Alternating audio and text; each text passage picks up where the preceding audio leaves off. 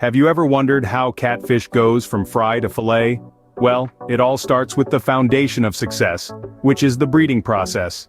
Breeding is the cornerstone of any successful catfish production operation, and it begins with the selection of healthy broodstock. Selecting the right broodstock is crucial. The health and genetic quality of your broodstock directly influence the growth, survival, and overall performance of their offspring. So, it's not just about selecting any catfish. It's about choosing the ones that are robust, disease-resistant, and have a proven track record of producing high-quality offspring. Once we have our broodstock, the next step is to get them to spawn. There are several methods to induce spawning in catfish. One popular method is hormone injection, where a hormone is injected into the fish to stimulate egg and sperm production. Another method involves manipulating the environment, such as adjusting the water temperature or photoperiod, to mimic the natural breeding conditions for catfish. But inducing spawning is just one part of the equation. We also need to ensure that the conditions are right for the eggs to develop and hatch. This is where the importance of water quality, temperature, and spawning substrate comes into play. Water quality is paramount. The water needs to be clean, well oxygenated, and free from harmful substances. A slight change in water quality can lead to a significant drop in the survival rate of the eggs and newly hatched fry. Temperature, too, plays a critical role. Catfish generally spawn in warmer temperatures, so maintaining the right temperature is essential for the eggs to develop and hatch successfully. And let's not forget the spawning substrate. Catfish lay their eggs on flat surfaces, so providing an appropriate substrate for them to lay their eggs on is important. By ensuring the health and well-being of our broodstock and creating the ideal conditions for spawning, we can lay the foundation for a successful catfish production operation. And remember, a strong foundation is the first step toward success in any endeavor, and catfish production is no exception. Once our catfish have spawned and the eggs have hatched, we enter the fingerling rearing stage. This is a critical period in the life of a catfish, where proper nutrition and care can set the stage for a strong and healthy adult. The first step in this process is transferring the newly hatched fry to hatcheries or nursery ponds. These are designed to provide the optimal environment for young catfish, with controlled water quality, temperature, and protection from predators. It's like a kindergarten for our little fish, where they can safely learn to swim and eat. Speaking of eating, let's talk about food. Young catfish, or fingerlings, have a voracious appetite and require a diet rich in protein. High-quality feed is key, as it helps the fingerlings grow quickly and healthily. It's like fueling up a race car. The better the fuel, the better the performance. And in this case, the performance we want is quick, healthy growth. The diet of fingerlings typically includes fish meal, soybean meal, and other nutrient-packed ingredients. It's like feeding them a balanced meal of fish, beans, and veggies, but in a form they can easily digest. Now, beyond feeding, we also need to manage water quality. This is essential to the health and growth of our catfish. We monitor parameters like temperature, pH, and oxygen levels to ensure they're within the optimal range. It's like ensuring our fish are swimming in the best possible water conditions. Density, or the number of fish per unit of water, is another critical factor.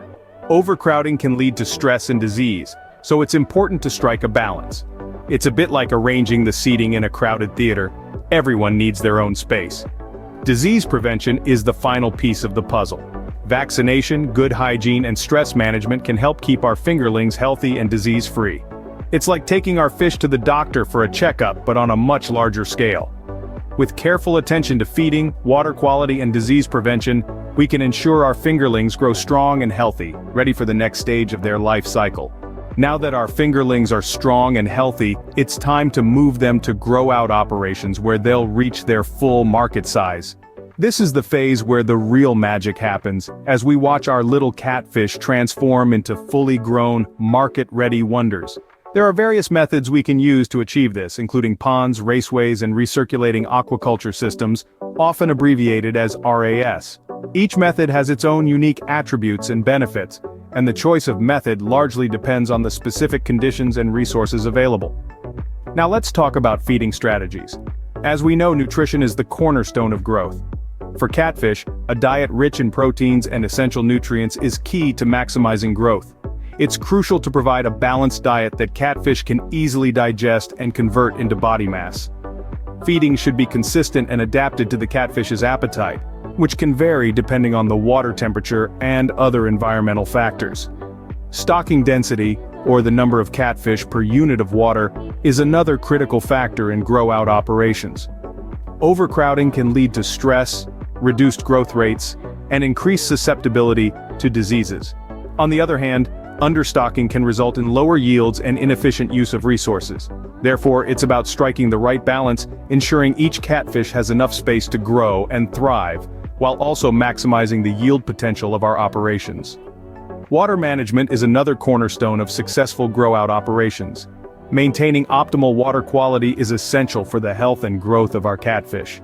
Key parameters to monitor and manage include temperature, pH, dissolved oxygen levels, and the presence of any harmful substances or pollutants. Regular water testing and adjustments as necessary can help us create the ideal environment for our catfish to flourish. Despite our best efforts, grow-out operations can face several challenges. Disease outbreaks can occur, potentially decimating our catfish population.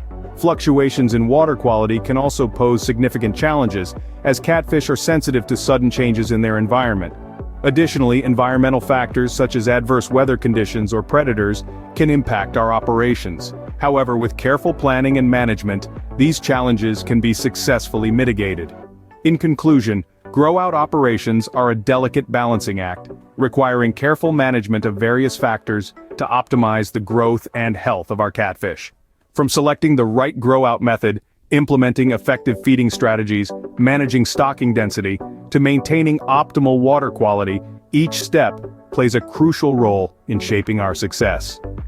By carefully managing our grow-out operations, we can maximize our catfish yield and ensure a high-quality product for the market. With determination, knowledge, and a bit of patience, we can watch our catfish thrive, growing from tiny fingerlings to full-sized, market-ready marvels. So there you have it, the journey of a catfish from fry to fillet. We've covered a lot of ground today, from the careful selection of robust broodstock for breeding to the meticulous nurturing of the young fry and fingerlings. We've delved into the complexities of maintaining optimal water quality, temperature, and spawning substrate, and underscored the importance of a high-protein diet for the young ones. We've also looked at the various grow-out systems in catfish farming, including ponds, raceways, and recirculating aquaculture systems. We've discussed how to manage feeding strategies, stocking density, and water conditions to promote optimal growth and health in catfish. Lastly, we've tackled some of the common challenges faced in grow-out operations, such as disease outbreaks, water quality fluctuations, and environmental factors that can impact the success of your catfish farming endeavor. Each of these stages, from breeding to grow-out operations, plays a vital role in the production of catfish. They're like pieces of a puzzle that, when put together correctly, result in a successful catfish farming operation. Remember, knowledge is power. The insights you've gained today can equip you to navigate the world of catfish farming with more confidence and expertise.